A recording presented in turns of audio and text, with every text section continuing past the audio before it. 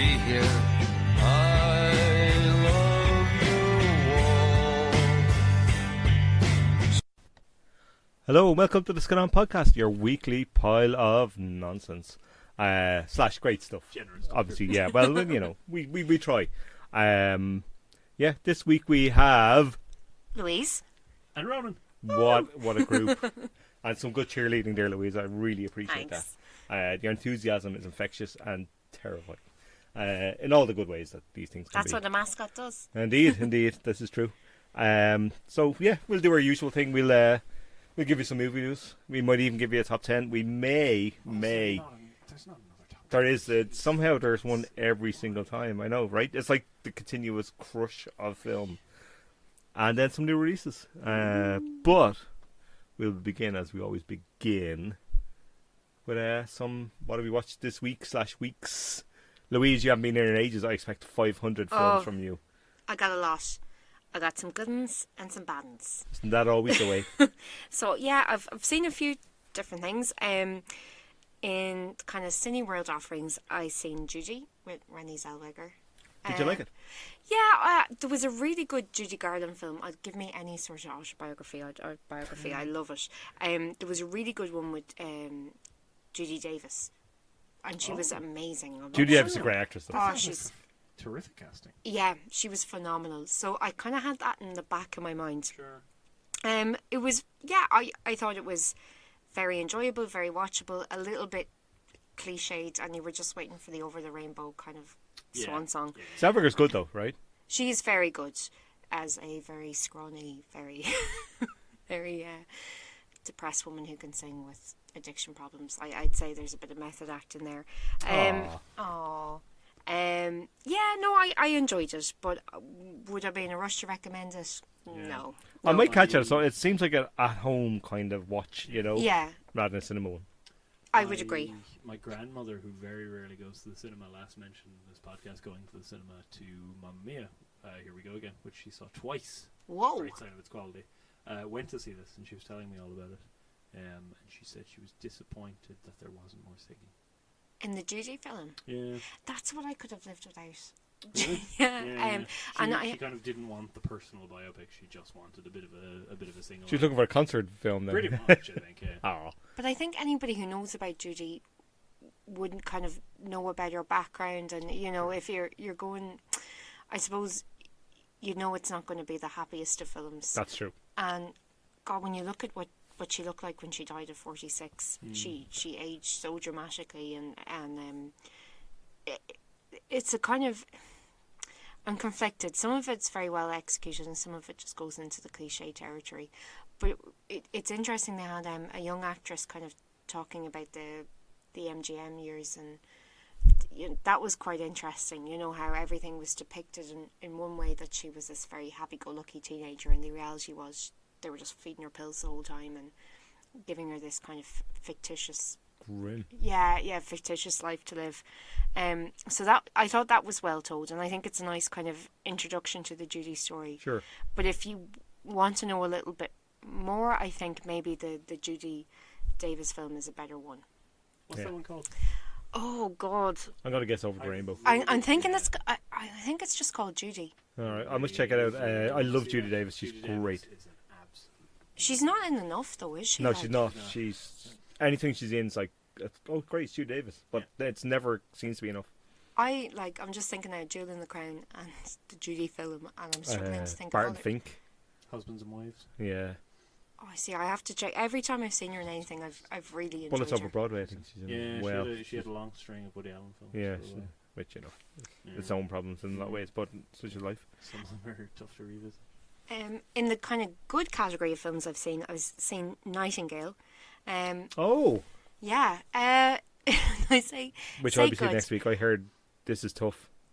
It's tough, but well, so what I would kind of lump it in with is The Proposition, and and I don't know if it's just And that because Antipodean kind of thing. well, I put it up with that because I suppose they're both Australian kind of almost folklore type stories, and Nightingale is good. It just falls into this category of films where I was like expecting better from it. Okay. So there's something really eerie, and it's like those kind of gothic Antarctic horrors that you see, with the kind of vast nothingness of an expansive That's landscape. Australia. Yeah, and I thought it could have benefited being a little bit more like Picnic at Hanging Rock, a little bit more eerie, and it didn't really fall into that category. Okay. Good performances. The other film I would liken it to, and I don't know if it's because it's got an Australian actor that I'm making this link, but the Black 47. Yes. Because it's a revenge film, and it's kind of got that pace of a revenge film. It's I draw comparisons with that, and I have to say, against all odds, I really enjoyed Black 47. I kind of reluctantly went to see it, and I loved it. I really liked it too, actually, I have to say. And I read a review where somebody compared it to a Western, and once I heard that, I was like, God, it really is. It's not one of those kind of bleak Peg Sayers maudlin Irish history stories. It's a good kind of revenge, high octave, It's probably the only way you can approach the famine as well, like, because it's too horrifying as a direct approach, I think. Mm-hmm. It's like, how do you, like, you can't show people dying every second, because it's not a film that anybody would pay for, both to make or to see in a lot of ways. Like, so how do you approach it? And this is through genre is probably the only way you could actually do it. Yeah, I thought now watching it, it was a really interesting way of showing how so many different people were complicit in the famine. Yeah. And not a very kind of long... Sorry, something in my throat there. Excuse me. Something that wasn't very kind of... I don't know, just shoving it down your throat kind of Irish nationalism. I thought it was a very good way of depicting that, and a good kind of way of depicting on a world stage that's just bite-sized, I suppose, that people can find out about the famine and go to read out more about it. And so I enjoyed that. Nightingale, definitely worth a watch. Fell a little bit short for me. Okay. Then I went to see Ken Loach's Sorry We Missed You. Ken Loach, I always kind of put him and Mike Leigh in the same category together, and I'm always like, oh, it's not Mike Leigh. I go and see Ken Loach. I'm always It's harsh on Uncle Ken. Like. I just feel like, where is the comic relief? And then it's a little bit too hard-hitting, a little bit too bleak, and I feel it's a little bit one-trick pony, which I'm sure you're not gonna like me saying, Jay. But No, well, I'm of the Mrs. Doyle school. Like, maybe I like the misery. You know, like I'd want to go to Ken Loach to be hit in the head with a social anxiety, and if it's well made, more is the better. Like I want that from. I don't want the comedic relief. I want to be battered around the place from a Ken Loach film, because we need him in the grand scheme of things. That's how I'd see it. But I would say Mike Leigh does that with a little bit more heart. Maybe so, but he also does it with more caricature. I would argue in a lot of ways. Yeah, but I just feel, I don't know. I went to see that film, and I think his use of like real people with actors, it's glaringly obvious. And for me, like the lady who played the wife, there was scenes where she really shone, and scenes where she just was stumbling over lines, and it felt like a rehearsal, and it slowed the pace down for me a lot. I have to say, there was a little child actress in it, and she was phenomenal. Yes. She was amazing. She gets the real knockout scene of the Oh film. my That God. just reduced me to Yeah, bits I of was the tears. same, Ronan. I thought she was just amazing, and I thought the teenage son was very good. Yeah. The dad is very good. And I feel harsh saying that, because I think that lady You're an evil person, Louise. is not. The dad was very good, and I loved the kind of like the mank up in Newcastle type, you know, that kind of banter. The football scene is amazing, which is the only time I'll ever say that in my life. It is. It's very good. I dream of a future version of that somehow, Ronan. But you know, you never know. You never know. Yeah. No, I loved it, but it's catnip to me. Like, I think I know exactly where you're coming from, Louise, in that I really, really enjoyed it. I really liked it, but that's one of the things I was saying to Jay on the way out, that I think it almost overdoes it at points. I'm thinking particularly with it one giving away of the bottle scene. You know what I mean? Mm-hmm. There are little bits of yes, things I like mean, that I think he is overacts just in the third act the same way he does but he does, because in the previous Daniel film. Blake. Like, Yeah. where you've already made the point, and I did. Myself and Ronan discussed it in the scene, and I did make the point to him that I think Loach may feel, and he's probably he's in his 80s, and he's looking around the world he surveys, and his Britain he surveys at the moment, that he feels he has to go one up again to smack people upside the head with the actual problems of it. Frustration for having shouted about these things for half a century, and now to be routinely ignored. It's worse, if possible, than when he started. Yeah, well, that's exactly the point. Like, where you go from Cathy Come Home to here, Yeah. which is the kind of fundamental kind of beginning points, not necessarily exactly beginning point, but in terms of Loach and the national consciousness. She was actually a fantastic actress in Cathy Comes Home. Yes, she was, her yeah. name escapes me now. But that was the first time Britain had engaged with the idea of homelessness as a kind of social, certainly in a kind of TV/movie and sense. hints of prostitution, Yes, things like that. yeah, Like, which you couldn't explicitly kind of get into. And I think where Loach is at the moment, I would suspect, I'm only kind of extrapolating from my own kind of view, is that he feels the need to really ram it home in a social sense, and fuck the film thing if it doesn't quite work for the film for you. Yeah. Do you know what I mean? I think it's a social that's concern. Fair, because that's kind of critically important. I think it is. I think it is. This film has been released in the midst of an election campaign. It's very important, and Loach is kind of unapologetic about the fact that he is an activist. Yes. And his films sometimes suffer from him being an activist more than the filmmaker. Yeah. But I think that's a He decision harangues. he makes. Yeah, I like it. Like, he's And I aware respect that this might not work in cinematic terms, but I don't think in general terms he gives a shit. Like, do you know what I mean? Like, yeah. which is it's still a failing of the film, and if you look at it in purely film terms. But For me, I would prefer to see something like Mike Lee, where it's hinted at and kind of suppressed, and people just trying to do their best, and that you kind of that it's left a little bit more to your imagination. Whereas Ken Loach just rams it home. I know. So I'd hard. agree. I both agree and disagree with you, which is a weird kind of I turn. can see that it's a story that needs to be told. And one thing I'd say about Ken Loach is you come out of his films, and like that one about the zero contract hours, you kind of have an anxiety about it. You know, Yeah. you're just like, and the pace of it and having to get the deliveries on time, and it builds up an anxiety watching it, and it's definitely You feel lingers it. with you. Yeah. But yeah, I don't know. That's all right. Listen, I don't disagree with most of what you're saying, except to think that I'm okay with him doing what he's doing, and I think it's deliberate. That's the only disagreement I'd have. But I would say when you go to a Ken Loach film, you know exactly what you're Yeah, getting. I mean, there's no surprises. Like, if you're annoyed by a Ken Loach film, then you should watch more Ken Loach films. In the sense that if you don't know what you're getting with Ken Loach, this is. And I think, but the criticisms are fair. I have no real argument to what you're saying. Like, I've no. I you're would say Daniel Blake is a better film.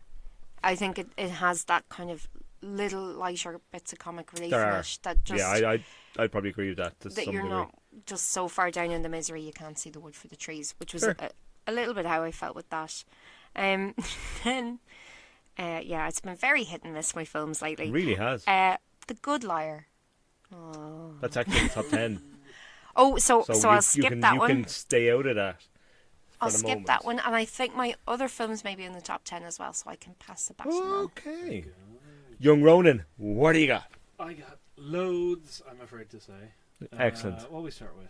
Of Time in the City, the Terrance Davis documentary about his time growing up in Liverpool. This came out back in 2008, I think it was. Yes. And I saw it maybe a year later, and it had this really weird effect in that I can distinctly remember the day I saw it. Nothing happened that day. I got in a bus, went to a cinema, met a friend. That's about it. But it's just Indelible moment. Yeah, it deeply enhanced my consciousness of everything that day. I can remember walking and thinking about this film. All I can think is your poor friend, Ronan. I did nothing that day. I met a friend.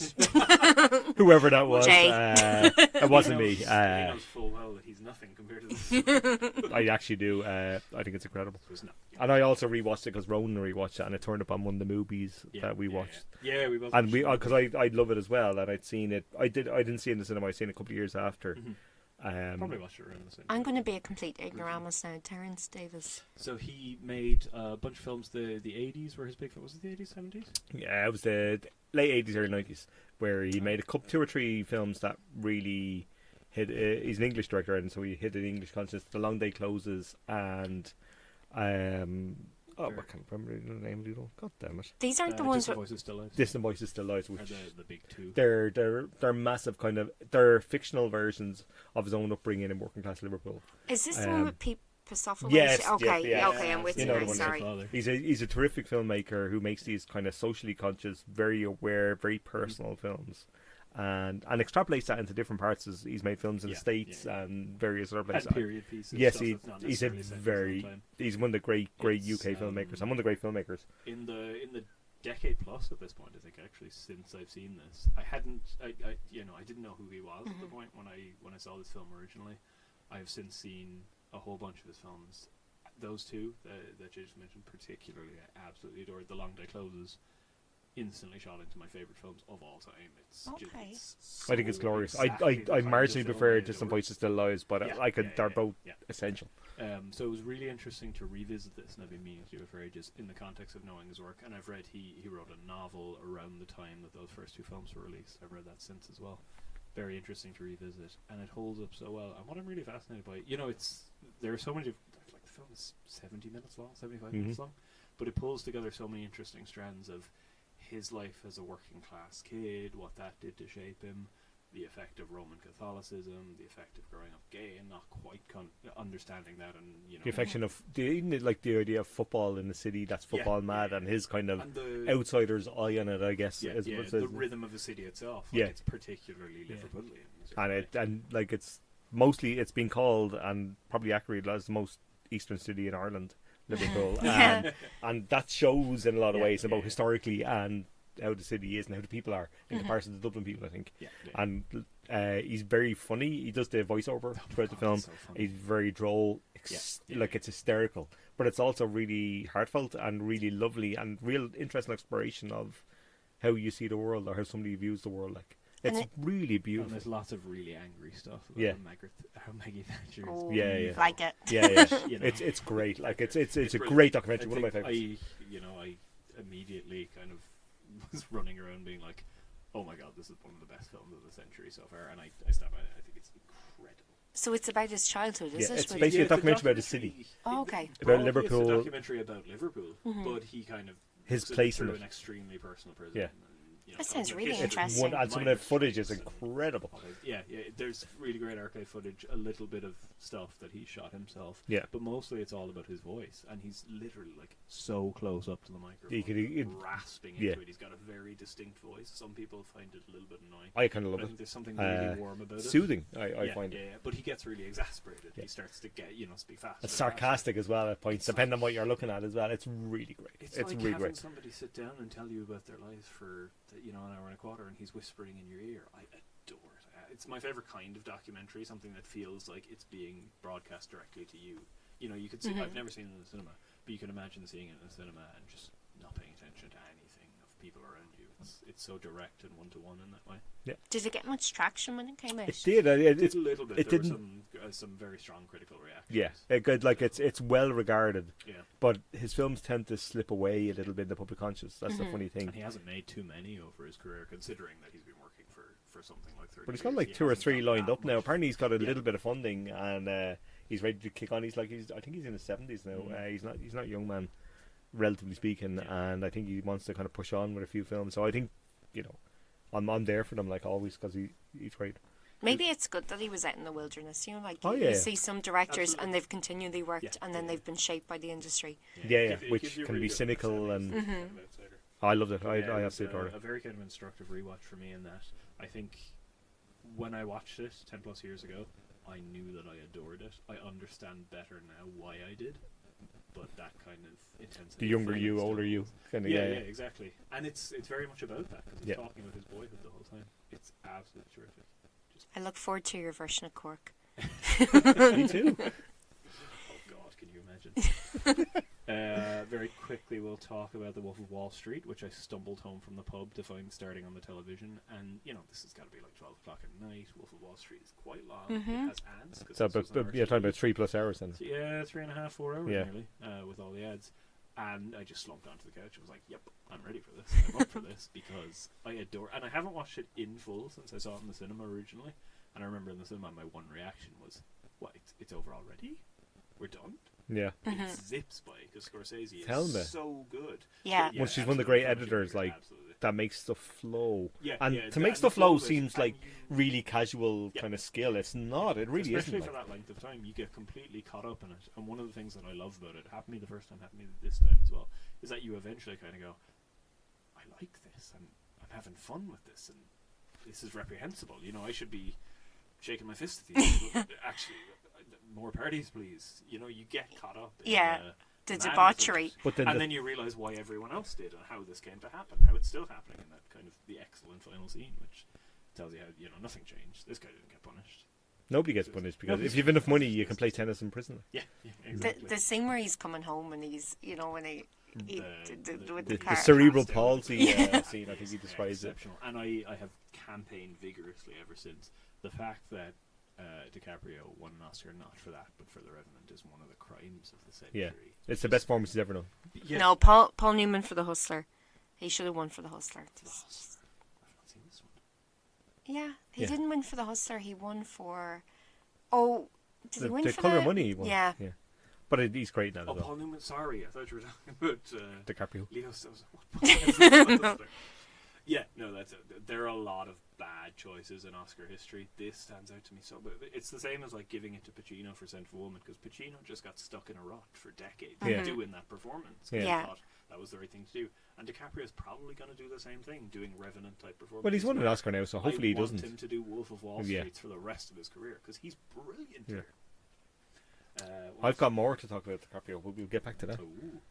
Mubi are doing Francois Ozon season at the moment. I'm a big-ish fan of him. He's extremely variable in quality. It's I a can little take bit or leave. all over the place. We've had this conversation before. I'm a big fan of things like In the House over the last couple of years. Even France, which a lot of people loved, I wasn't crazy about, but I think is fascinating.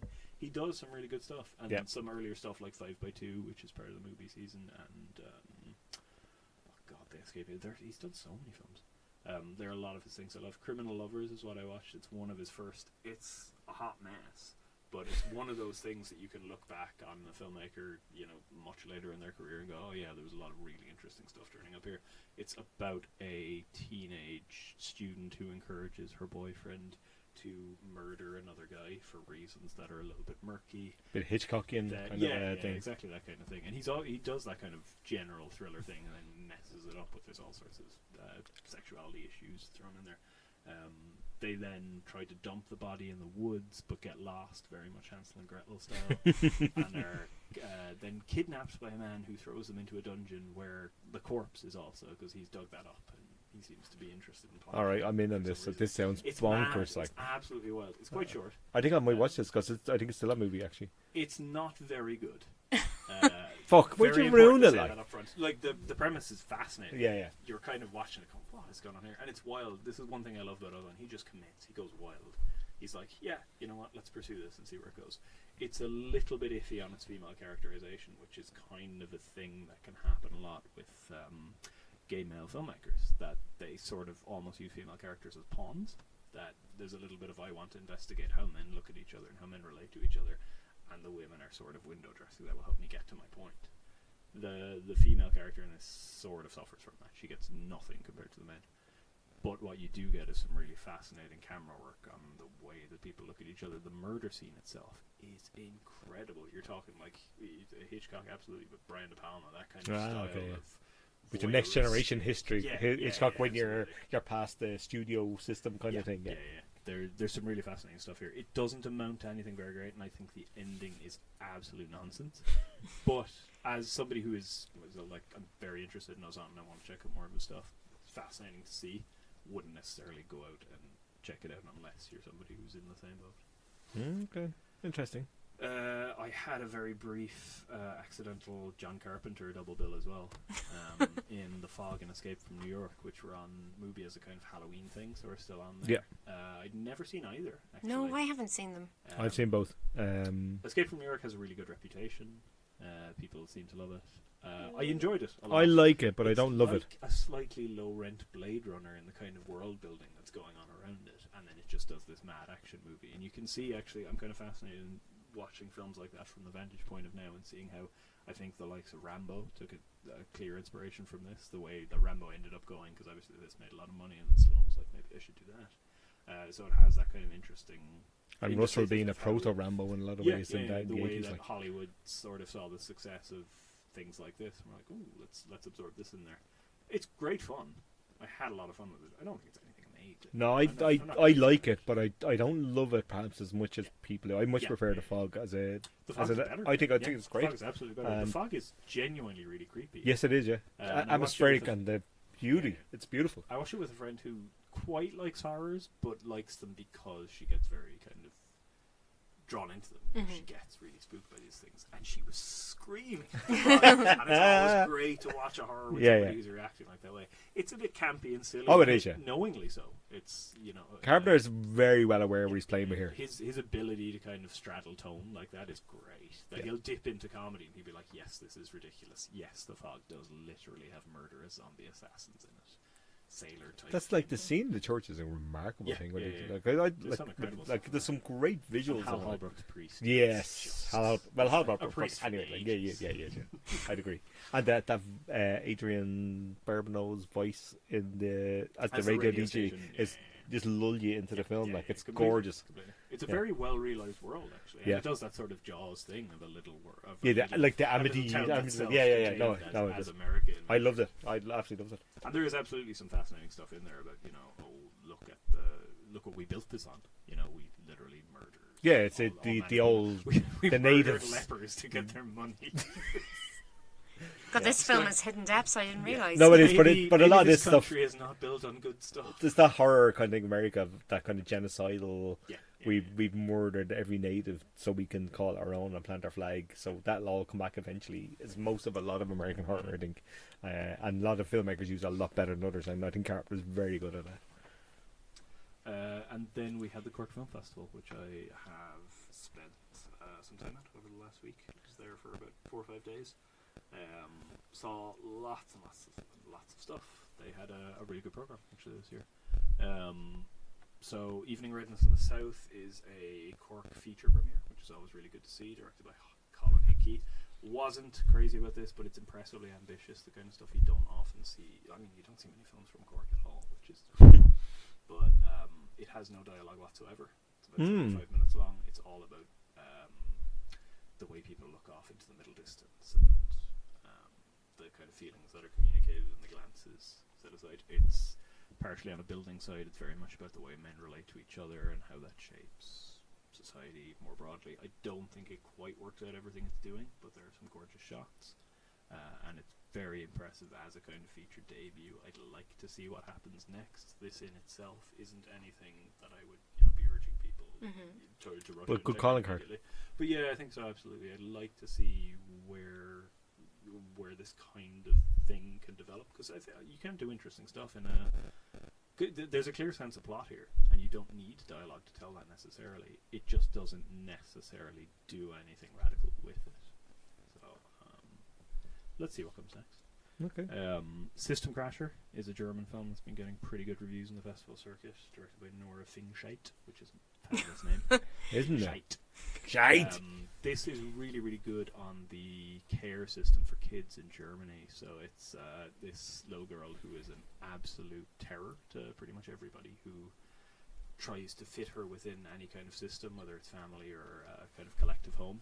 And it's really good on the cycle that these kind of systems put people in. That she'll have a sudden outbreak, an outburst of violence or verbal abuse or whatever, and then be put back into this and then just go through and you follow her for a very long time, and it's actually really frustrating to watch. There's a really, really terrific performance there from Helena Zengel, the young actress. It's really frustrating and difficult and upsetting to watch in a way. Okay. She's repeatedly exploding in anger. Do you watch it, Rona, and kind of go, God, if they only did that with her, then I she don't would... think so, because I'm coming from the perspective, first of all, I'm terrible with kids. I don't know what to do ever. But there is Hit her with the shovel. the sort of sensitivity of the individual care workers is portrayed really well, so there's no doubt whatsoever that they're trying to do their best. It kind of gets at the suggestion that maybe the system is broken, that the way that we look after people within these very rigid systems might not necessarily be to their best advantage. There's some really interesting stuff going on there, and I think it's pretty well directed in creating that sense of just utter frustration. That's really a really interesting kind of arc, because I think a lot of those films, you're always going, oh God, if only they did this or that, and it's the authorities are always wrong. I seen a film with Ben Foster where he's living in the wilderness with his daughter. Yes, Leave No Trace. That was excellent, but I thought it was really sympathetic how you could see both sides of the story. And the film you're talking about sounds it was Leave No Trace. There's a sense of, you could potentially watch that film and go, would he not just bring his daughter into society? mainstream But society. very clear that no, you wouldn't, because look at them, they're treating people horribly as soon as they encounter them. I think it is actually similar to that. There's a great deal of sympathy for all sides in this, in a way. It's not labeling the people who work within the system as the villains in any sense. It's almost the system itself. And I realized, one of those interesting films, I realized as I was watching it, my anger and annoyance wasn't at the film itself. It was what it was. He wanted me to feel that way, and that's a really effective way to get your points across. Yep. A double bill of Irish documentaries by Fergal Ward and Adrian Duncan. Jay, I think you've seen Floating Structures. I have, and I think they did a follow-up out of materials from that. They're working on it at the moment. I don't think it's premiered. Oh, okay. Yet. But Floating Structure I really liked. Yeah, they showed the memory room alongside it, which is a 22-minute short. Okay. A guy who was tasked in the 50s was going to Finland to source the trees tall and plentiful enough to make the telephone poles in Ireland, which is a really good jumping off point for a film. And it's a recreation of him just trudging across the snow. It's kind of brilliant. I kind of like the sound of that. I'm really sucked into it. Yeah. It's just a lot of overhead and behind shots of a guy trudging through snow and seeing these tall things. And it's intoxicating in a really weird way. I was like, why am I addicted to this? I don't know, but I am. Floating Structures has a much more kind of structure appropriately. All about a completely fictional engineer who wants to go off and investigate the work of the Irish engineer who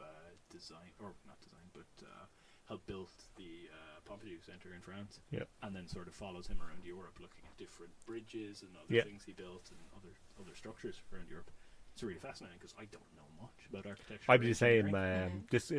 When I watched it was a bit of a learning curve. I don't know much about architecture in the actual sense, like of how do you see it, how do you see the world, and that makes it tricky. But I do think this was really interesting and beautifully shot. Yeah, it is. It's absolutely gorgeously shot, and Fergal Ward certainly has done some really interesting documentaries in the past couple of years.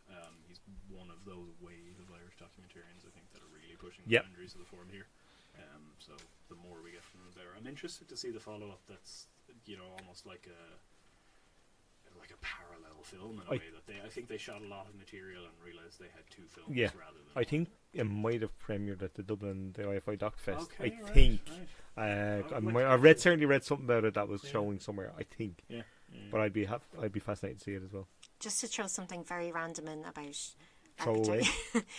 Frank Lloyd Wright, his great granddaughter was Anne Baxter from All About Eve, and I would. There is a very fascinating murder that happened in Frank Lloyd Wright's house that I recommend you read about. Oh. Mass murder. Oh. Whoa. Yeah. True crime podcast. Yes, I like it. I'm in. That's my random I fact like for it. the day. Very good. I will quickly run through a couple more things. Cork Film Festival, if I may. You may. Of course you may. I didn't lug all the way down south not to talk For nothing. Bunch of kind of international European films. There were a handful that were not very good. Let's not waste time on them. Yeah. Really great Chinese film that I absolutely adored called To Love to Sing.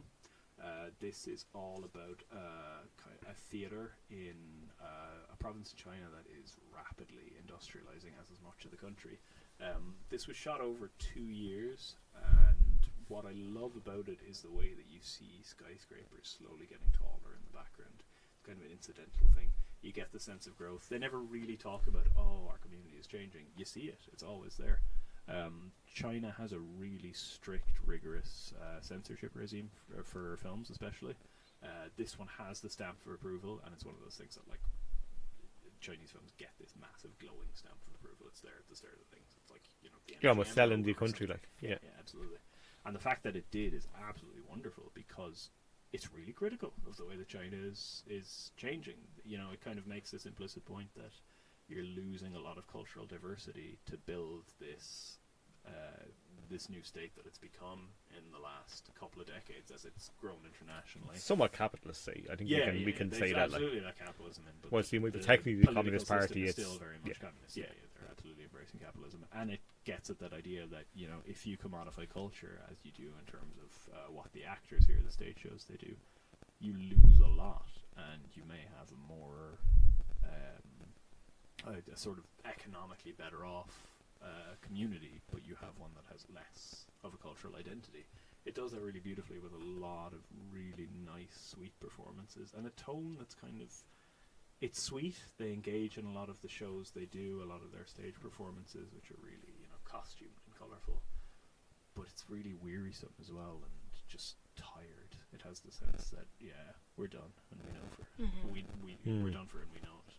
Very subtle critique. Yeah, it's this idea that progress, but at what cost? Yeah. I really love this.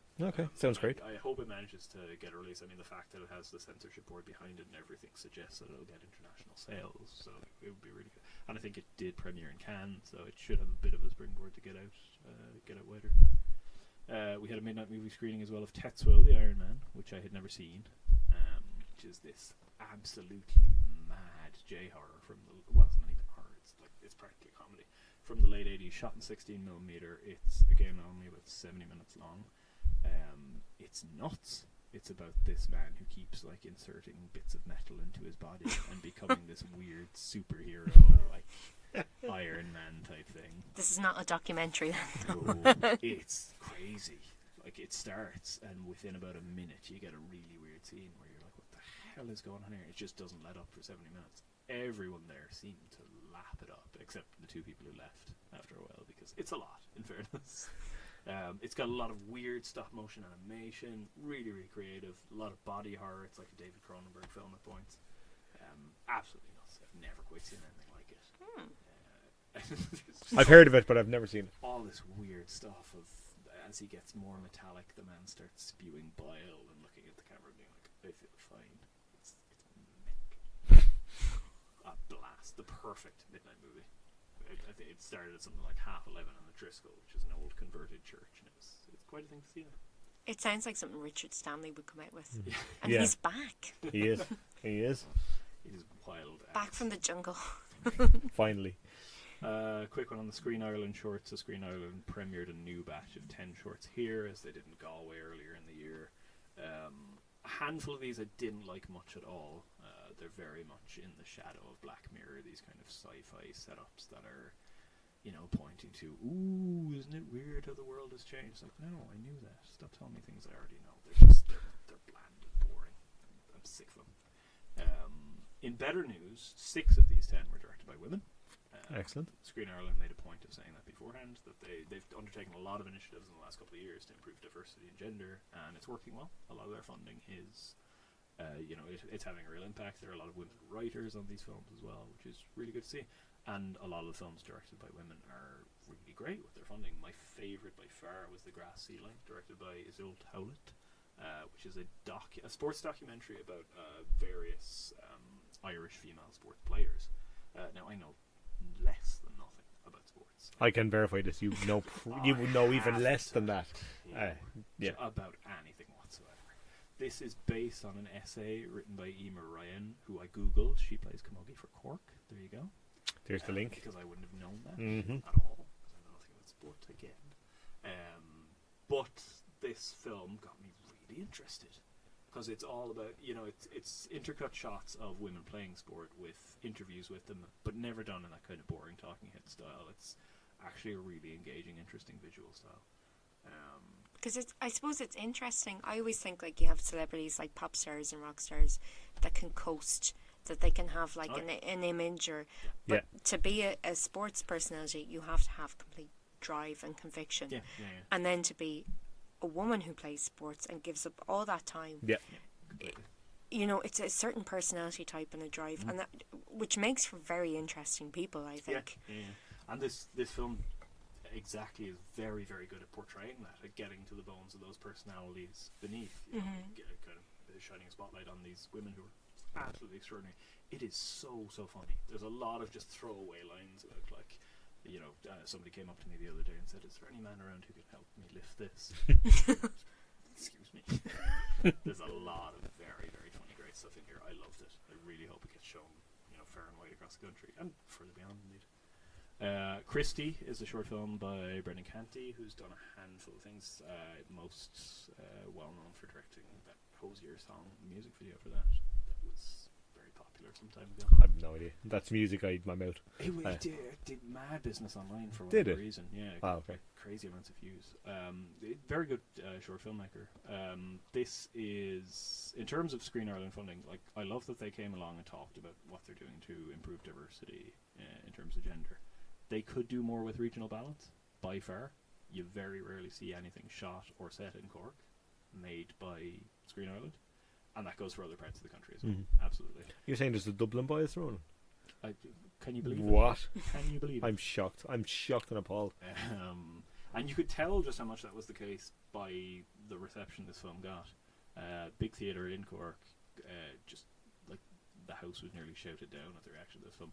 Partly because it's really good. It's this story of a kid who has dropped out of school at 16 in Knocknaheeny, a working class area in North Cork City. And he goes to a job interview, is pretty quickly found out to have had his CV doctored, where nothing is actually true on it whatsoever. Like most people's CDs. Yeah. Yeah, but yeah. But it matters, of course. Of course when it you're does. from an area Yep. like that.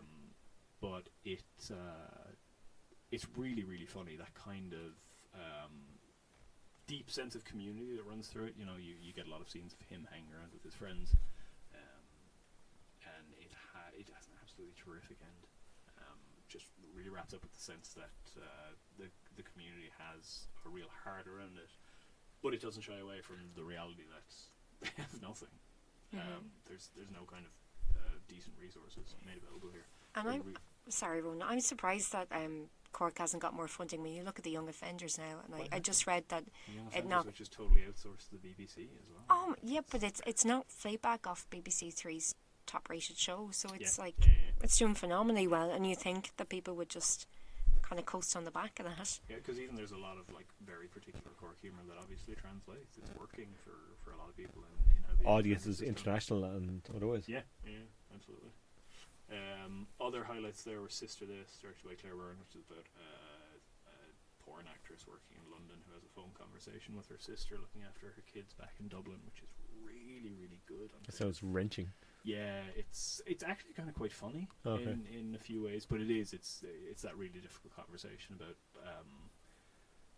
the idea of maybe having to sell yourself to survive, but maybe that's a kind of, you know, that's a choice. It's not very clear cut. You know, there's an argument between them, a back and forth argument about, you know, I have the power to make these choices for myself, and, you know, I'm doing this of my own free will. And then the question of, given your economic circumstances, are you? It's really fascinating. It sounds kind of like Maggie Gyllenhaal. I don't know if you've seen The Deuce. I've only seen the first season of it. It's kind of like her character, where she becomes more empowered as it goes on, but Yes. still. And then Making- asking questions around that. Yeah. Yeah, and trying to fit in that kind of complexity in a 10-minute short. It's not easy, but it's done really well. Very impressed by that. And then 2 features to finish off. I promise I'll stop speaking soon. One of my most anticipated films of the year, the decade, the ever, Portrait of a Lady on Fire, Celine Sciamma, who has done extraordinary work for the last 15 years. I've seen or so. Girlhood and Tomboy. Girlhood from a few years ago is exceptional. Yeah. Tomboy, I think Tomboy's from about 2010 or so. I really liked it. Gorgeous. I only look seen at it recently, very recently. Yeah, a gorgeous look at figuring out who you are as a kid. Oh my god, I adore that film. And Waterloo is her first feature from 2006, which is about a girls' swim team, and similarly gets at ideas of sexuality, gender, identity. She's really good at all those things. Portrait of a Lady on Fire is her masterpiece in the sense that this is the one where you go, holy shit, she's one of the best in the business. Holy crap, okay. I like this. I was expecting to adore this film. It knocked me sideways in the cinema. It's the story of a painter who is hired to do a portrait of the sort of wealthy heiress who is being married off to an Italian count. It's set in about 1770, so the kind of the the manner of the time that there would be a portrait done and sent to the prospective husband, who would then say, oh yes, she's beautiful enough, whatever. So the painter, the female painter, is hired, but told that another painter, a man, has failed to do the job, and that she must do it in secret because the bride-to-be won't pose for the picture. So she has to pretend that she's there as a sort of nurse companion. They go on long walks together. She takes the chance to look at her in daylight and then goes back to her room afterwards to paint this portrait. It really fascinatingly ties up the ideas of painting and filmmaking. The ways of looking that are central to both. The idea of the gaze and looking through the camera or looking into a canvas. You're inevitably looking through the eyes of the person who made the film. And Siama like her work before this has absolutely been about the idea of how we perceive people. She's always focused on female characters in really fascinating ways. And here, the first couple of shots are just... It deconstructs the idea of how we tend to look at people. You know, this cycles back to girlhood in a way. The way film technique was developed in the first century of filmmaking favoured white skin. Because cinematographers weren't trained to show anybody that weren't white how to light properly for black skin, Yeah. because black people weren't ever seen on film. Yeah, so they never had until this decade, essentially, exactly. or Still last a lot of, 20 years. You see a lot of Hollywood films that don't light properly for black skin because they're lit for white skin, and they just bring a black actor in without recalibrating in any kind of way. She dealt with that In very, Girlhood. very effectively in Girlhood. And in the same way, there are sort of ingrained biases in the way that we shoot scenes and write scenes in how films deal with female characters. She almost entirely strips men out of this film. There are a handful of men who pop up at different points, maybe 2 lines that men have. So it creates a world entirely of women, the interaction between women, and the sort of blossoming attraction between the 2 main women here is so beautifully done, so painstakingly and slowly done, that when it finally amounts to something, you just want to scream with delight. It's like a climax of its own right. Honestly, it's just incredible that you spend the whole film willing them together. It has some incredible compositions. You know, it's about a portrait artist to begin with, and it has a lot of very painterly scenes. Again, like painting isn't something I know a huge amount about, but you can spot different references to sort of classical European painting at different points. There's a recurring shot that the first time I saw it, I gasped aloud in the cinema. Because you're just like, how did you shoot that? There's a lot of stuff in here that's incredible. I cannot wait to see it again. It's not released here until I think February of next year. Yeah, that sounds alright. And that is a crime because, you know, we have some podcasts coming up on our films of the year in the decade, and I expect to hear more of this. Oh, it's the best. I can't wait to see it. Yeah, it sounds very interesting. And then the last thing, that was the second last film I saw, Cork. The last film I saw was Jean Dielman, the Chantal Ackerman film from, like 74? I could be off on that. I think it's 80 something, isn't it? Is it? Good think. God. I'm well off. It's It's probably the best film I've seen this year. It is in actual 3 hours, sense. 20 minutes long, 200 Yes. minutes. The story of, if you want to be very broad about it, a widowed housewife who is going about her day. Sorry, 75. Oh, my apologies. Wasn't far off. 3 days in the life of Jean Dielman, who lives in Brussels, cares for her teenage son. Her husband has died not too long ago. She lives in a little apartment. She goes out and she buys veal. She makes a cutlet. She comes back. She looks after her neighbour's baby. She is I don't know if you can call her a prostitute. But No, she entertains men for money of an afternoon. Yeah, to make ends meet. Very formal, very rigid. You get all these often quite long scenes of her going about her day. Chopping vegetables. Making the dinner, checking on the potatoes, putting them through the sieve. Is she like a geisha or like a... It's a routine, certainly. It's her life is a routine in the sense that there's no real change.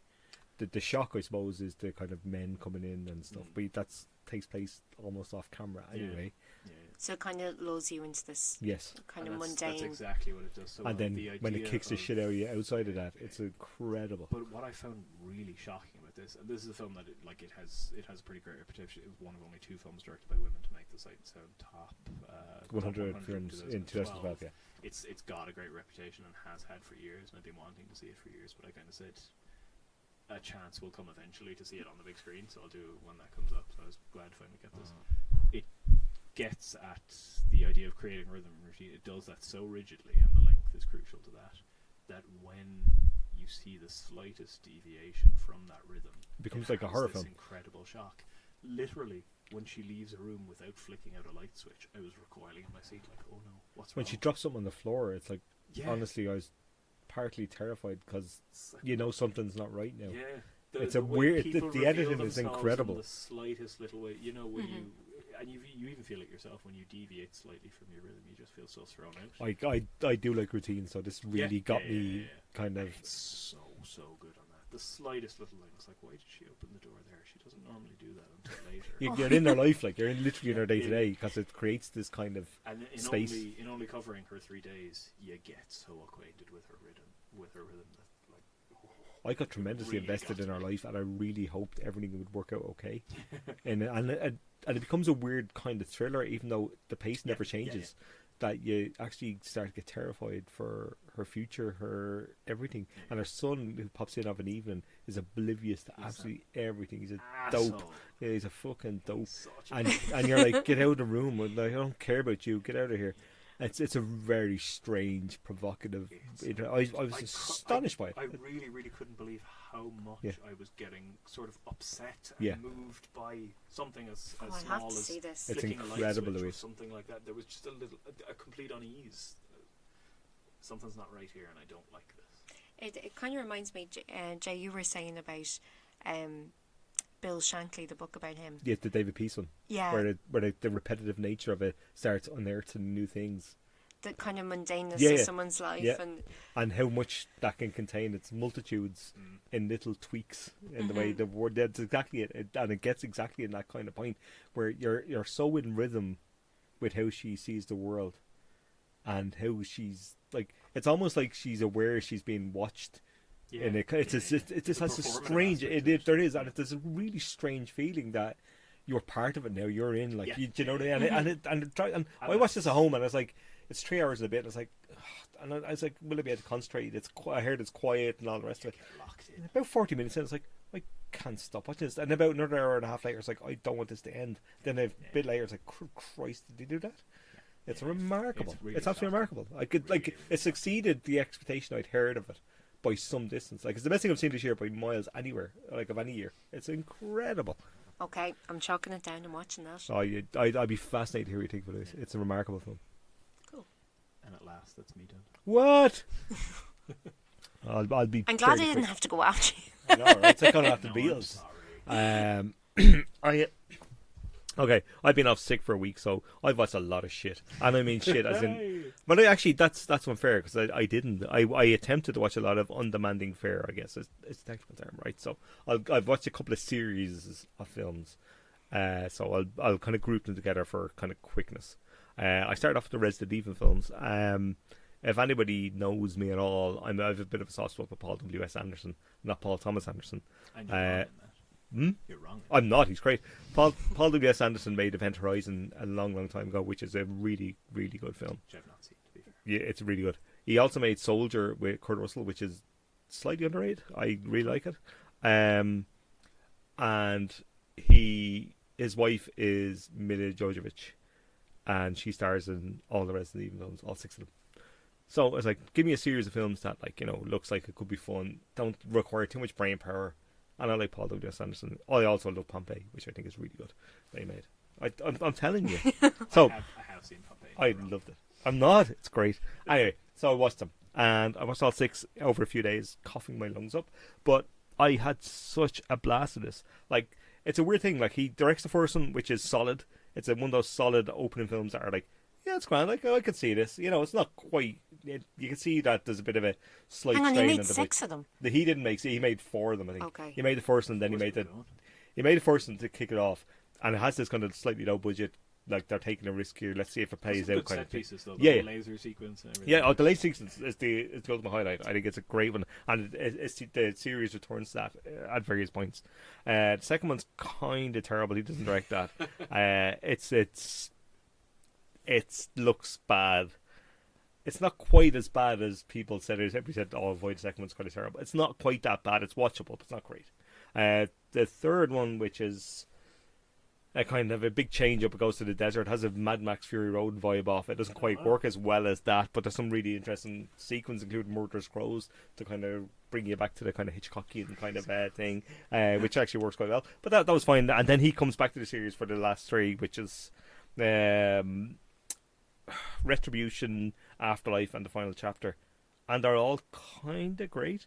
Like they're 3 to 4 star films. Like genuinely, the last one is fantastic, which is the final chapter. And it lets Jovovich just go bonkers. Like she's apeshit from the start, and she's unbelievably great physical actress, and really she's great presence. The camera loves her. She's got smarts, and she's very aware. Obviously, they're in kind of symbiotic kind of thing in terms of being married and everything, that she knows what he can do and vice versa, and it works tremendously well. Like there's some kind of derivative stuff in it, like there's stuff you've seen in various other films or whatever, but it has its own style. Like, I mean, he's a very visually interesting director. Even take aside whether you like something or not, he knows how to construct a sequence and make it kind of sing. And like that's kind of all I want from a franchise. Can I ask here? You can ask. I have seen the first one, yes, which I didn't like, partly because I had liked the video games as a kid. Yes. And I loved the horror aspect of them, which the first one has almost none of it. Yes. It's a bit actiony. Does the series have any kind of attempt at horror in it? A little bit. Not. It kind of hits. I think it's the Retribution, which is the fifth one. I think. Yeah. That leans into the pure game thing more than any of the others, and that's what makes it really good. It's really well put together. There's a great opening sequence. I mean, really great opening sequence, and there's echoes of aliens in there as well. Like, I really liked it. It doesn't quite go to horror the way the franchise. With the world no, but I think as it gets stronger. Like once you get past the first three, and the first, like I like the first one, I like the third and the second one. Yeah.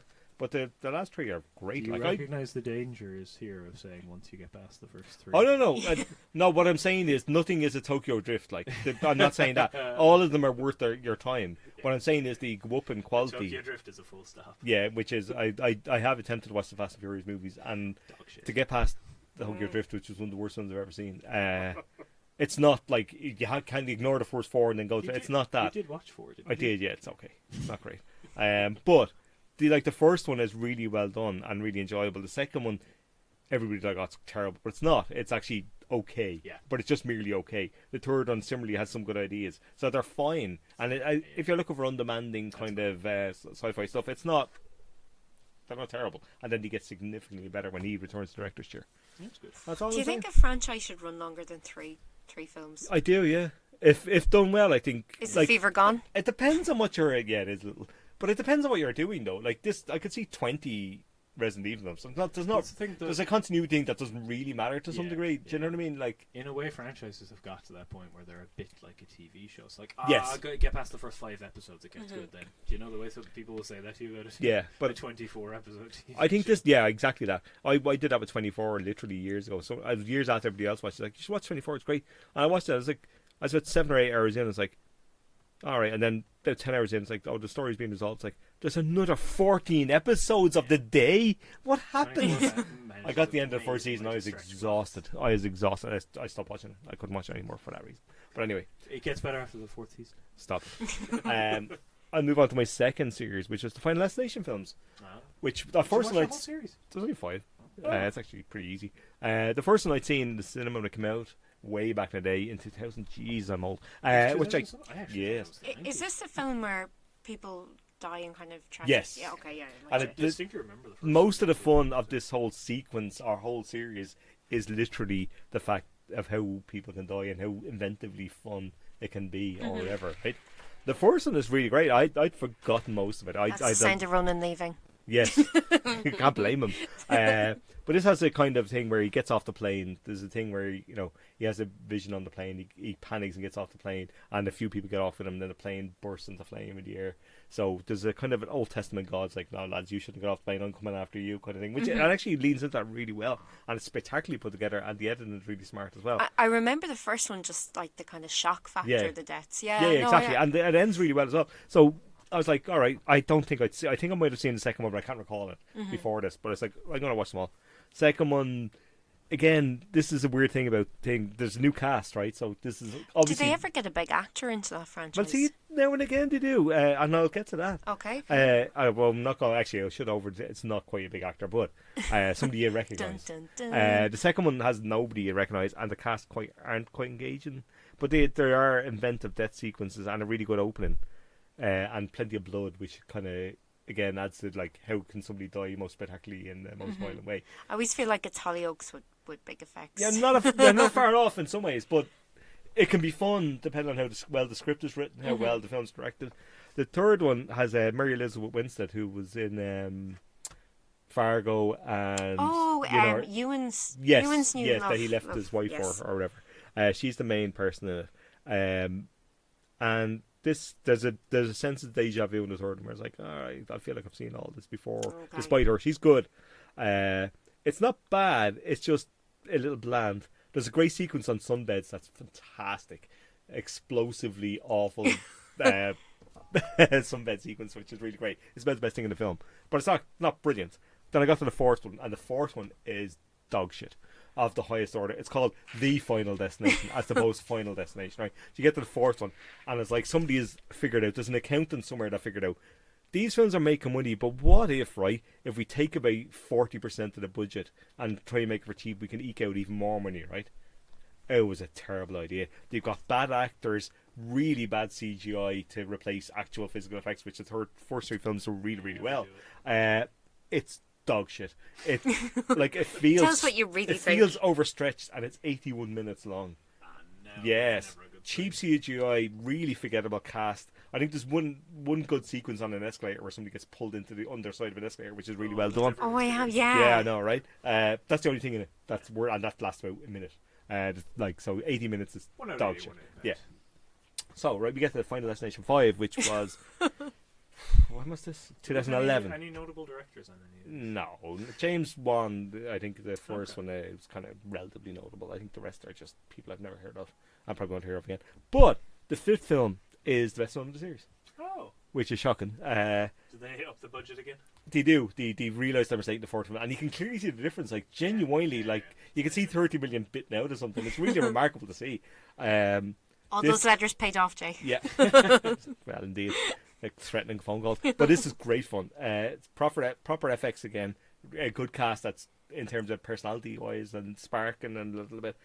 Brilliant sequences and a final act that's kind of dazzling and fits into the kind of series in a really brilliant way. And I kind of loved it. I found it tremendous. Like I had great fun with the last one. It's like, holy shit, you did that? Oh, that's a really well. And now maybe people saw it when they watched it. I'm terrible. I'm notably terrible for never seeing things coming. And I don't want to see them, so I'm kind of okay with that. Is there some kind of overarching plot here? I don't want to say, except because I don't want to ruin your viewing of them when you eventually get to them. Bro.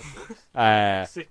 But it's great fun. I'd hardly recommend. Yeah, if you get a chest And when you infection, say this is the best of the series, how good are we talking in overall terms? Like a normal 3.5 film. stars, For like out of 5.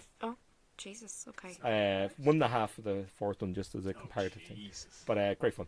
And I'll finish briefly. Can I stop 3.5 out of like that franchise or out of normal films? Normal films, Whoa, how bad was this Fever? fairly bad. Anyway, very lastly, I rewatched 2 Scorsese films because who wouldn't? When you're I rewatched Gangs of New York, which I kind of love. It helps when I went to the Cinecittà and seen the actual bit of the set that was left in Rome a couple of years ago in the studio. You can see Marty's glasses. I know, yeah, and there's like bit of the set left. I missed it by a year. The whole street, one of the streets in Gangs of New York was there, and I missed it, which is really annoying. But It burned down. I don't know. I think he took it away for other thing. This is a really interesting film because it's messy as fuck, but there's incredible stuff in it, like incredible stuff. It's shot in these weird shades of manky brown with slashes of blood red all the way through it, and the price for the physical price for the modernity of New York or America that's coming, like of this kind of brutal savagery that again these people replace the people that originally owned the country and so on. Then the people that come in are the worst people because they're foreign and all this kind of stuff that never stops and never stops. The Tammany Hall stuff is good. Like Yeah, the birth politics. of it. Yeah, yeah. I hated it. Did I you? watched it again. That's and really interesting. I really liked it. I think it's incredible. I think it's messy as fuck. I think it has major problems, but It's so Irish. oh yeah, It's do you know what the kind of accent stuff and all that thing that did irk me for years was massively less so in this watch, weirdly. And I really like the sets are great. And interesting enough, I don't think there's anything made that's been like it since. Like it's a very strange beast, but no, that's fair enough. And I have issues with it. I'm not going to bat for it completely, but I find it kind of remarkable in its own way. Like I haven't seen it since maybe a year or two after it came out. I watched it on DVD, and now we're talking. That's what 13 years ago or something like that. I wasn't crazy about it, but I was also extremely young. So I'd like to come back to it and see. I'd be interested. I'd be like, if somebody doesn't like it, and there's loads who don't like it, and including myself, not too good few years ago, that I can see it. I know why people have problems with it. It's kind of obvious, but the ambition and the kind of scope of it is really fascinating to me. And again, it's a very fascinating and beautifully shot film. But yeah, I kind of loved it. Speaking of something I loved even more on rewatch than I haven't seen in years, I rewatched Shutter Island.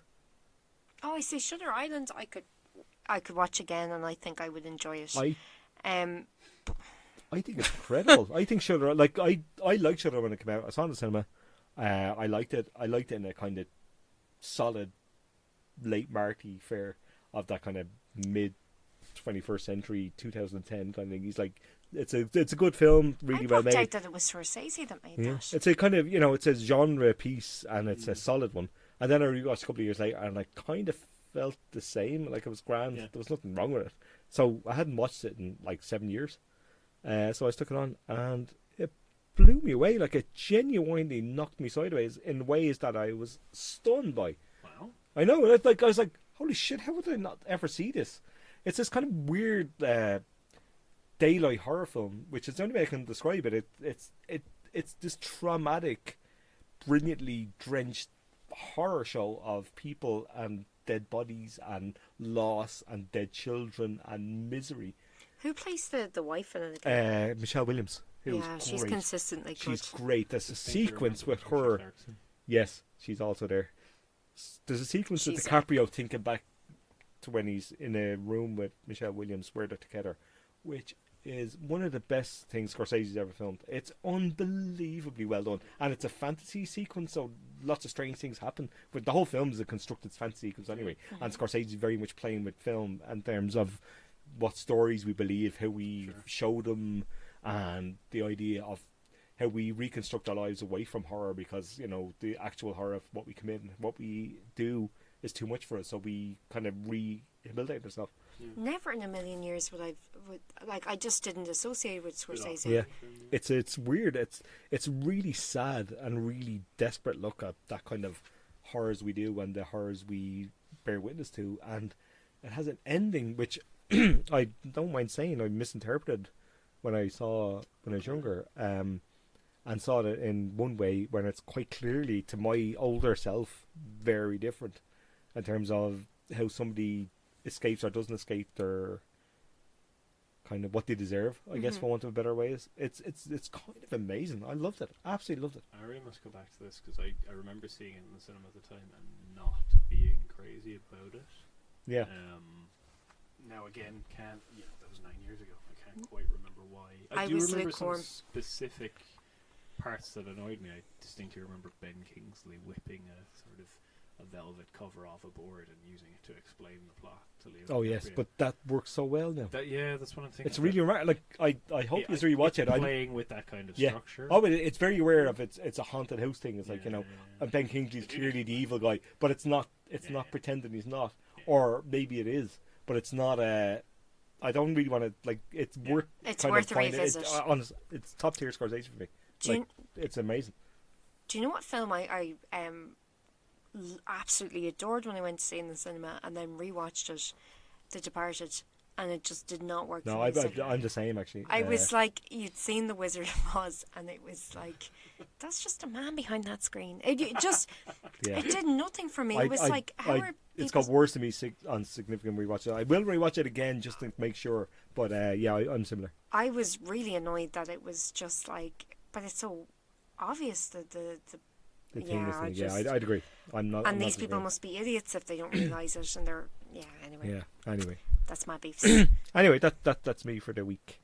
That's only took 4 hours. Ready for some film news? You Yes, crazy please. people.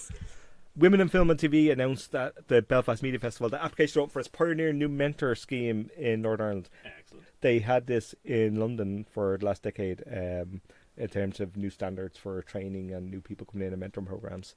And it gets kind of top industry players, whoever they are, to be announced. But in Northern Ireland it's been offered the same. We might see this in the South at some point, who knows. But Belfast is a thing that's happening, and these people like... I don't know who they have. They have got people. Anyway, who knows? But there's people coming in to do the thing, and you can apply, I think, at wftv.org.uk. Sounds like And there's good mentors and mentees. Mentees is a nice mentos. word actually. And mentos, yeah. If you want to get a mentos, you can have that as well. But it sounds great. Also, Netflix Who? have announced Vikings Valhalla, a follow-up for Vikings. Have you ever seen it?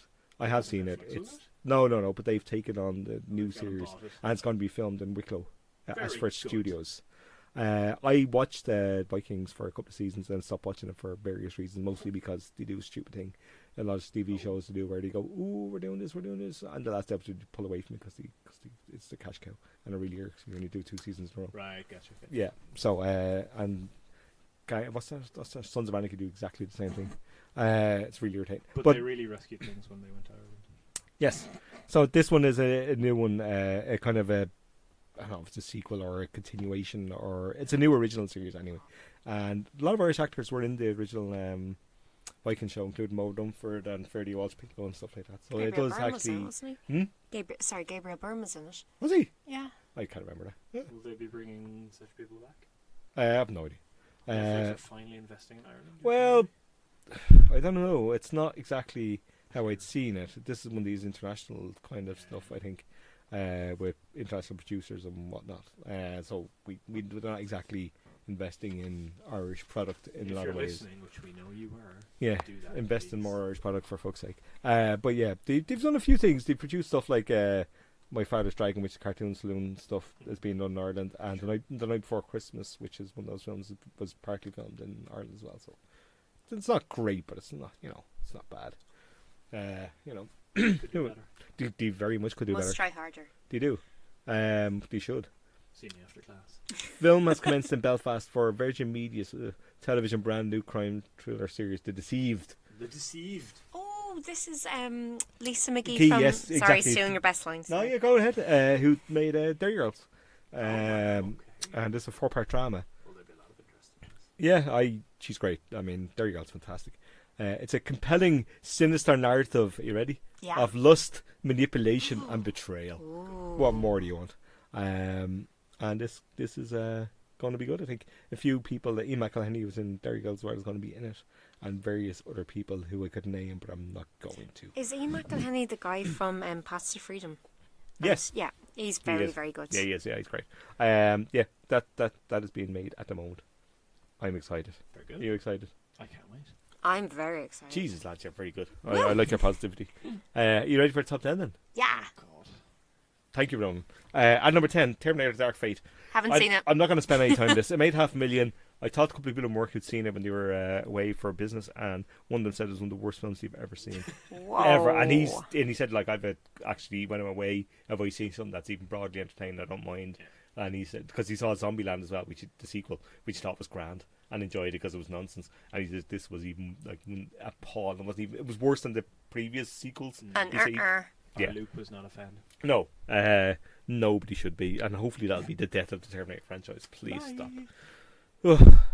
At 9, Midway, which is Roland Emmerich's kind of Oh God, yeah. he's kind of spending his own money to some degree, his own studio's money to try to bring a big epic in a la Pearl Harbor. Oh yeah. It's made 130,000. So remortgage that house, Roland. Jesus Christ.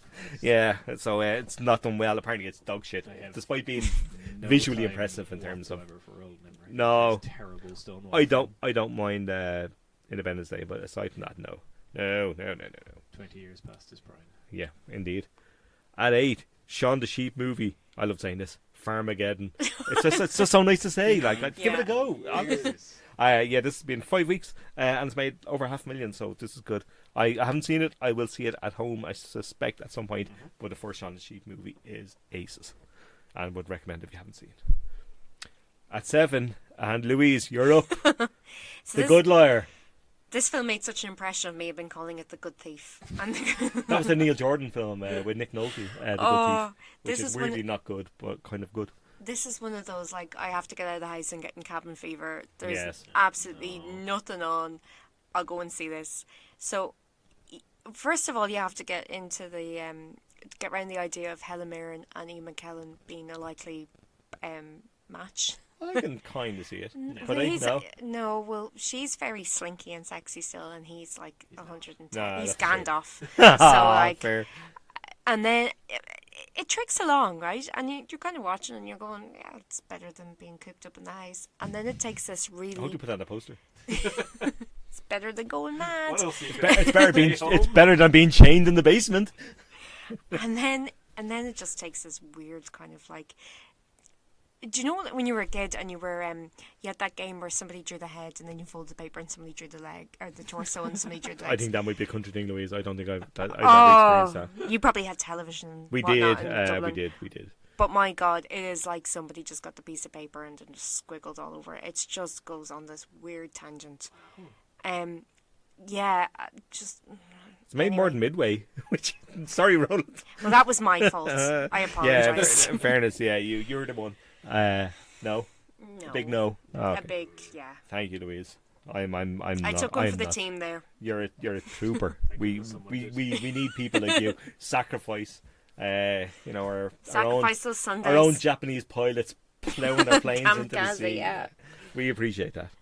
At 6, Maleficent, Mistress of Evil, which has made 1.2 million despite everybody despising it, apparently. No. Yeah, for me. but it's Disney, so they make every penny because they own everything. The bastards. Let's move on. They should be shot. At 5, Abominable, one of the Universal's animated things, and we all know animated movies make money. It's made £1 million. I think Niall of this parish brought his kids to it, and they very much enjoyed. Did he? That has to be checked. I think he did. I think he thought it was okay. I might be just putting words in it, but too late. There's nothing you can do about it. It's in record now. What's he going to do? Cut Yeah. it out? I'd like to see him try. Edit me. Yeah. At 4, The Addams Family, another animated film, because that's all that's released now these days, made 1.3 million, and they just keep making money. It doesn't matter. Like, the reviews don't matter. People stop having to have children, like they're just. This is Catholic Ireland. They These just kids didn't even see the live action film. How dare they? bastards. But yeah, it makes money. Jesus, it does make money. At 3, a film that will never ever leave the top 10, Joker, 6.2 million. Only at 3. Yes. Still. I enjoyed it. Did you? I haven't been here, so you Tell probably me, had hit me. this. Give us the verdict.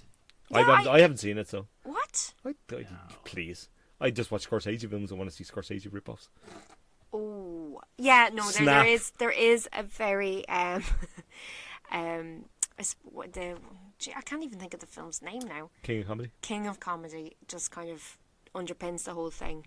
But Joaquin is amazing. He's brilliant. And yeah, I did like it, but for me, I just like the kind of campy Batmans. I like the Tim Burton's over the top. Let's have a bit of fun with this. When I don't like Christopher Nolan. I know you're not supposed to say that. I know you're not supposed to. You've got a film fatwa on, Oh my God! And you're not supposed to say you don't like Heath Ledger's performance either. And Woo! yeah. Fire takes from Louise this week. Whoa! All of the above. No, I just thought, okay, two minds about it. Very good, very interesting film.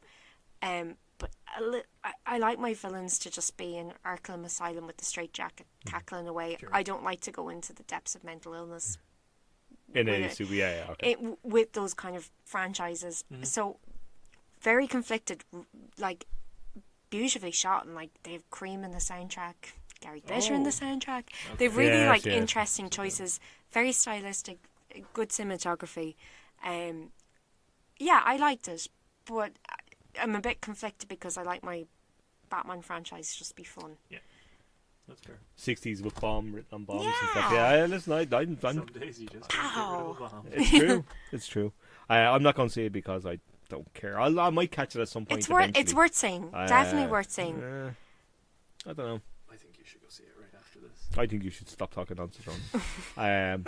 At 2, Le Mans 66, aka Ford vs Ferrari, aka the lads driving cars. Oh, I will see this. I probably won't see this. Ron Howard special. Yeah, that's the only thing. Right, I seen the trailer for this, and you watch the trailer. It's like, A, I feel like I've seen this film before I've seen the trailer. B, I've seen this film after I've seen the trailer. Do you know that kind of you know all the bumps, plots, and beats, and I'm sure it's kind of well done and whatever. But it just feels like, just watch an old Steve McQueen film and you'd be grand. Like, do you know that kind of way? Yeah. And Matt Damon and Christian Bale are no Steve McQueen. Like, No. But And who is? You well, know? indeed, yeah. I No, know I you're think- you're a McQueen stan. You're a big McQueen stan, Louise. Bum, bum, bum, bum. Yeah. Stop, steady. I think there are a lot of fans of this. This kind of stuff does play well, and obviously people are going to see it. But I'll be in my nostalgic retro Yeah, heaven. of course Yeah, you'll be. I like it. Speaking of dog shit films, people are inexplicably seeing at 1 Last Christmas. This has got an absolutely shocker of views, but who doesn't like musically kind of They're all crowbarred very- in George Michael songs? Apparently, it's appalling. I'm a little bit disappointed that Emma Thompson has written this. I know, right? I love her. Yeah, 280,000, and it's done massive business in the UK, unsurprisingly in a lot of ways. Of course. I'm not. So you should take this with me because you're a big Emma Thompson fan. Ronan, you literally just said you want to see this because Emma Thompson wrote it. no. So Ronan will see this next Thank week, you, Ronan. and he will report back. There I is cannot a wait, technical Ronan. connection to both Ronan, I can't hear Love anything. Actually Ronan, and Bohemian Rhapsody. Ronan, I would rather shoot myself. you in are the going to face see this next than week. see You have been this. assigned the film. You will take your film and enjoy it. God damn it. Yes. Anyway, that's the top 10. Somehow we got through that. Are we ready for some new releases? Why is there more? There's lots of new releases, so let's speed through them. You ready? Because none of us will likely have seen them. Alright. Right, let's do it. Starting with the Amazing Jonathan documentary, which this is a weird one. yeah. This is the documentary about apparently a magician who's dying and the following of him, and then it turns into something else. And this sounds like exactly the kind of documentary that I'll hate because I'm a big weirdo about documentaries. Yeah, I don't like to see it in documentaries. No, I'm with you. I don't like a dazzling sleight of hand documentary. It's a shouldn't fucking really- documentary. Technically, there shouldn't be a plot twist. in No, a because it's a documentary, right? Okay. Yeah, yes, this is me. It's easier to agree with you. at this No, stage. this is my particular bugbear in documentaries and Netflix. The Netflixization of documentaries Three and Brothers cling. thing, right? Yeah, I don't like that. The Three Identical Strangers because it's quite clear what it's doing, and then it changes up at the end to say, "Oh, well, that's what we're doing." So we know you were doing that, and also you're just lying now to make us out like you're fucking idiots. Anyway, whew. No, I did not like it. So you should go see this one. Yeah, you take one for the team. Louise, you're now. gonna go and see this, Louise. It's 91 minutes. You'd be grand. 91 is not.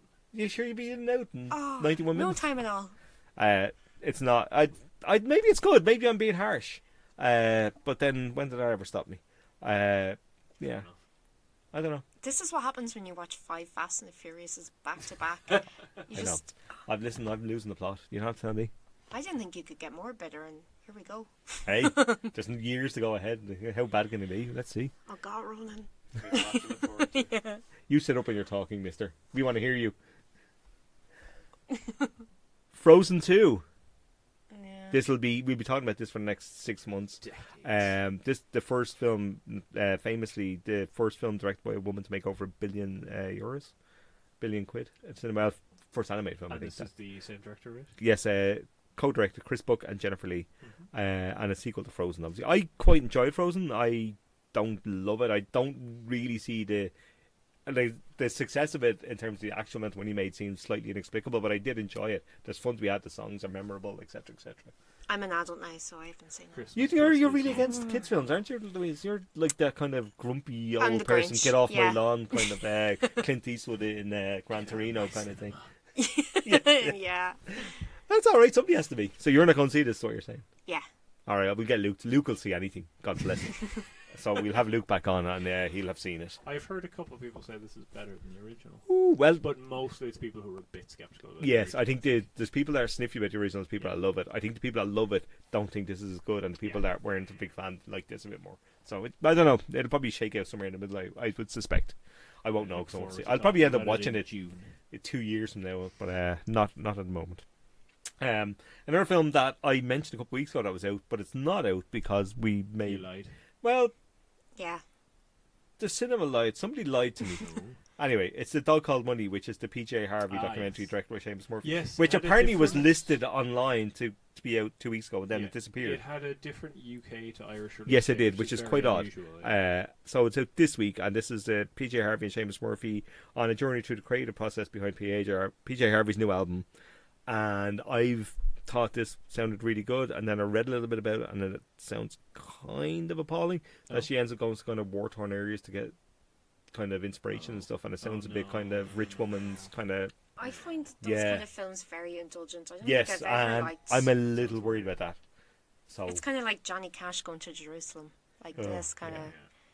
No, that would set me off. yeah, I don't know about this. You should go and see it, Louisa, in the best case. I Tell us all about it. I really on like movie? PJ Harvey. Yes, but it is a movie. So do I. I really like her, but I refuse to see these. musician kind of films. documentaries I'm never too sure about anyway, and there's far too many of them in my opinion. It's like, Yes. let's find a studio that produced an album, let's make a documentary about it. It's like, maybe not everything needs a documentary made about it. Maybe. There's a you very know. good one I would say about Glenn Campbell and his Alzheimer's, which is very interesting. Oh yeah, I do. I quite like Glenn Campbell, so I'd be Yeah, it's worth be seeing. on There's- that I've- yeah. to some degree. All right, I'll And take your word for there it. was actually a good one about Johnny Cash and Nixon, and Oh, I've read about this a little while. yeah, that's worth seeing. Back. All right, Cash Nixon.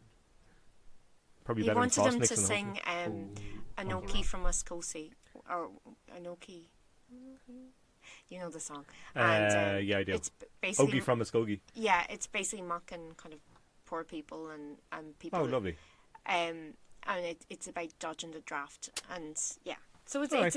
it's interesting. Noted. Another one for your watch list. Another IFI release this week, La Belle Epoque, which is a French film, obviously by this title. This sounds kind of terrible, but maybe not. Ronan, have a listen to this, right? Antoine, played by Guillaume Canet, runs Time Travelers. A company that uses VR technology. This sounds very modern. Painstakingly recreates for its clients a specific time in their history. Victor Daniel Auteuil, who I do really like, a curmudgeonly cartoonist living in the grip of an existential crisis. It's a French film if there's not an existential crisis.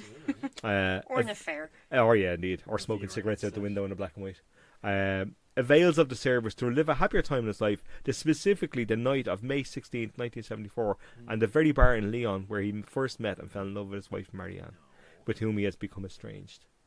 I don't know. I'm not ever seeing this, I don't think. This sounds so French. Who's directed this? Nicolas Bedos.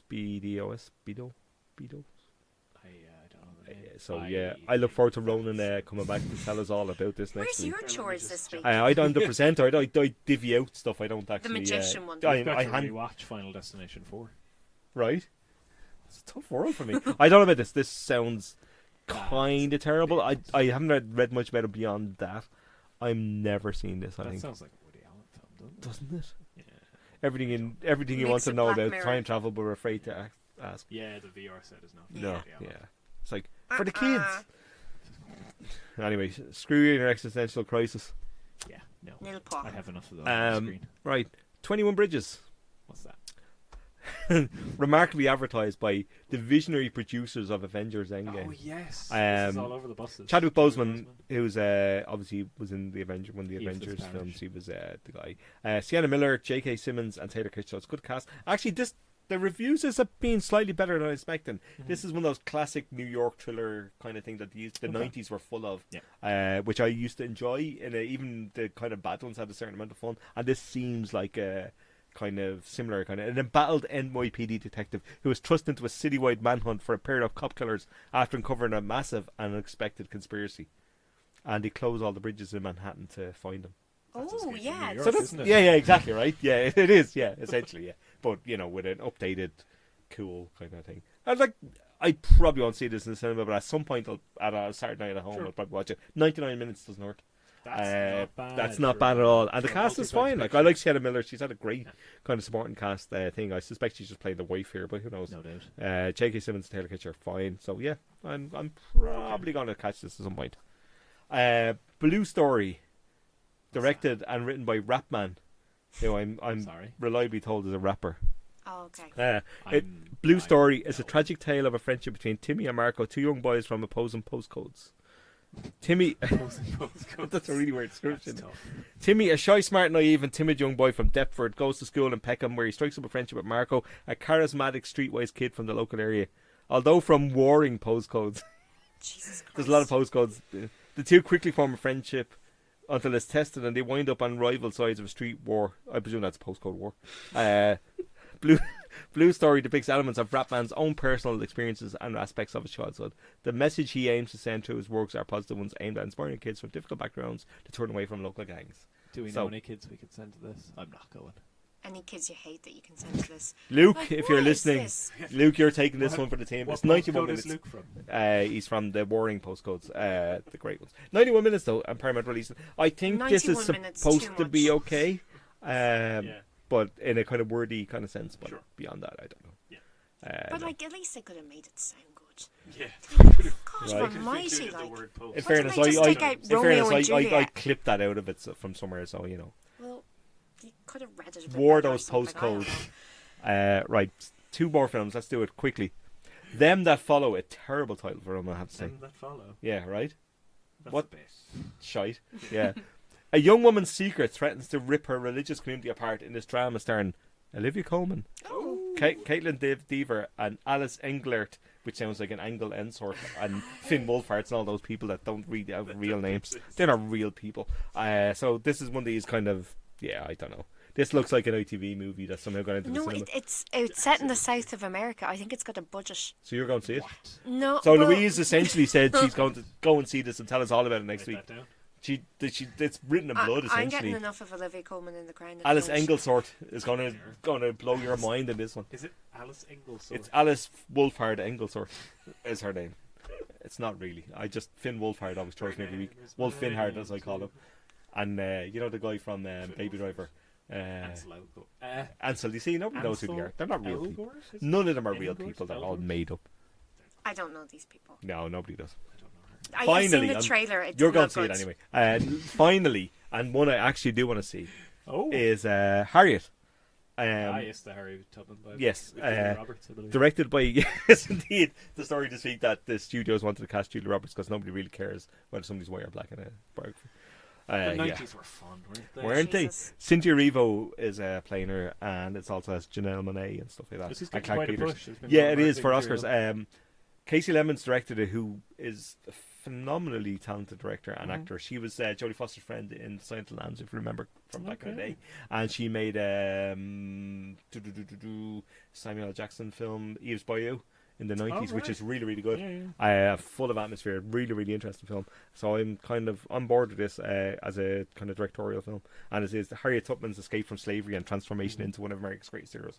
It does sound a bit biography, but I heard it's a little bit better than that. But Yeah. this was a vehicle for Julia Roberts at one stage. Apparently, It was yeah. discussed by the studio at Yeah. the time, and I think '94 they were going to make it with Julia Roberts. And the Tubman story is really interesting because like she got freed and went back and freed other people. And all. 'Cause It's a in really fairness- kind of proper story. Around that time, Julia Roberts was so versatile when you think of Mary Shelley. What was it, the awful Mary Riley film? Oh man, yeah. I mean, yeah. John that Malkovich stage. as Doctor. I'm going to call him Strangelove because it was very strange for him. Yes. This sounds good. I'll probably get to this after weeks because, quite Oh, frankly, right. So nothing. You're picking I'm the thing taking you the want to Harriet. see. I'm Right. cherry picking. Cool. You get all Yeah. the rest. Divvy up them as you see fit, people. I'm not one to argue with you. There's one that we missed last week. Should we have a chat about? Is there? Marriage Story. Yes, we saw Marriage Story. Marriage Story came out last week. the Noah We were not Baumbach, here. It'll be on Netflix in about 2 weeks' time, something Yeah, like that. it's not very good. Myself and Rowan didn't like it. I think it looks really dull. It's gotten really good reviews. It's Yeah. very much in the vein of Kramer versus Kramer, and indeed Baumbach's own Squid and the Whale, which I love. I love the Squid and the Whale. Yeah. But I I'm love all just the thinking. squids, to be honest with you. The But Squid yeah, and the Whale was really interesting. I really because liked it too. It captured the kid's eye view of divorce really, really well. Having like been through that myself, I recognise a lot from it. There are some really tender scenes. It works fabulously well, I think. With this, I get the sense this is very much from the adult side of things. It's kind of a perspective he doesn't seem to have processed sufficiently to do anything interesting with it. It's really one-sided. Yeah, It just feels incredibly indulgent. Yeah, well, it's a very male view of a divorce, and there's various things in it that it's clear where his sympathies lie, which is with himself. And Adam Driver plays a genius director of a genius who gets a genius grant. As a stand-in, it's Oh, you God, can insert your own painful. wanker gestures as you see that fit. That happens as well in Synecdoche, New York. It does, but you can be handled well knifed. because he's an idiot. Yeah, and also it's tore apart, as in how he he's has viewed. no idea what No, he to do doesn't. No, he doesn't. Absolutely all. And he's not a genius by any except in his own. And all of us are the way we look at our own lives and stuff like that. That doesn't happen here. No, it doesn't. It's very much. Everyone hugs him. I found it insufferable for the most part. I think there's moments in it that are not bad. The two performances I think are very good, and there's some great support performances. Julie Haggerty, Alan Alda, Merritt Weaver. They're all really, really good. Ray Liotta has a good turn. Yes, they're all in slightly different films. Yeah, the problem I would have. Yeah, there's this comedy moments, and then there's back to serious stuff. The it doesn't tone quite is work. I didn't like it. The score is terrible. It's Oh God! terrible. Cinematography's great by our friend Robbie Ryan. Robbie Ryan, friend of the show, a pal of myself and Ronan's. It is actually beautifully shot. There's a lot of really, I think, interesting shot of walls and indoor kind of thing. Yeah, there are these shots of like a subway car where they're on opposite sides of it, and even in a small space, it makes it look like there's a huge space between them. Brilliantly done. Best thing in the film. Except I like Driver in the film. I like Johansson in the film. They're individually good performances, but they don't ever coalesce. They're often made to knock off each other in ways that are just overblown. Yeah. They both get shouty scenes that feel like Oscar clips to me. Yeah. No, I hated everything about it in the trailer. No. I had a hard time with it. Yeah, it just seemed like a big indulgent film full of nothing. Yep. Yeah. And they could Scarlett Johansson's hair hair just to make her seem less. And it's got two sort of dueling scenes from the same Stephen Sondheim musical, which are just nonsense. They both have to do a song, and it's just painful. Yeah. No. Pass. Hard pass. We saw it. We were annoyed. It has turned up in film of the decade list, and those people are need to see. People need to see more films. They do. They really do. These are the people, though, that like Shawshank Redemption and Coldplay and don't know how to like things organically for themselves. Isn't that the guy from Peep Show? People like Coldplay and vote for the Nazis. You never heard people. But it's people who don't know how to like things organically. Yeah, it is. Yeah. I agree. Anyway, on that bombshell about the Nazis, I think we'll leave it there. Ronan and Louise have a lot of films, so you could get running out to the cinema. You might catch one. So crack on, you crazy people. Bye. See you next week. Bye, guys.